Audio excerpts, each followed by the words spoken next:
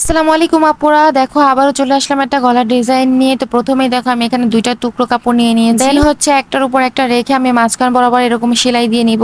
সেলাই করা হয়ে গেলে এইভাবে দেখো মাঝখান দিয়ে টান দিলে কিন্তু সুন্দর একটা প্যানেল তৈরি হয়ে গেল। তো এইভাবে কিন্তু আমি দুইটা প্যানেল তৈরি করেছি। তারপরে দেখো কাপড়টাকে আমি ভাঁজ করে নিব উপরে এবং নিচে, তারপর মাঝখানে কিন্তু আমি লেসটাকে রেখে একটা চাপ সেলাই দিয়ে বসিয়ে নিব। আর প্যানেলটার লম্বা হচ্ছে 14 ইঞ্চি আছে। তো দেখো আমি কিন্তু এবার জামার সাথে এই প্যানেলগুলো অ্যাটাচ করে নিব। আর এই যে দেখো নিচের সাইড একটা প্যানেল পুরোপুরি লাগানো হয়ে গেলে তারপরে ওপর প্যানেলটি দেখো আমি কিভাবে রাখছি, পাশাপাশি রেখে তারপরে কিন্তু সেলাই দিয়ে আসতে হবে। একটার উপর আবার একটা রাখা যাবে না। এই গলাটার এই জায়গাটা সুন্দর করে সেলাই করতে পারলেই কিন্তু গলাটার ফিনিশিং খুব সুন্দর আসবে। এই জন্য আমি কাছ থেকে তোমাদেরকে দেখিয়ে দিলাম। এরপর পুরো গলাটা আমরা সেলাই করে নেব। দেন হচ্ছে আমরা এই যে দেখো প্যানেলটা কিন্তু ভিতরের দিকে ঢুকিয়ে দিলে আমাদের একটা চাপ সেলাই দিয়ে দিতে হবে এটার উপর দিয়ে। চাপ সেলাইটা কিন্তু পুরোটা ঘুরিয়ে আমরা দিব।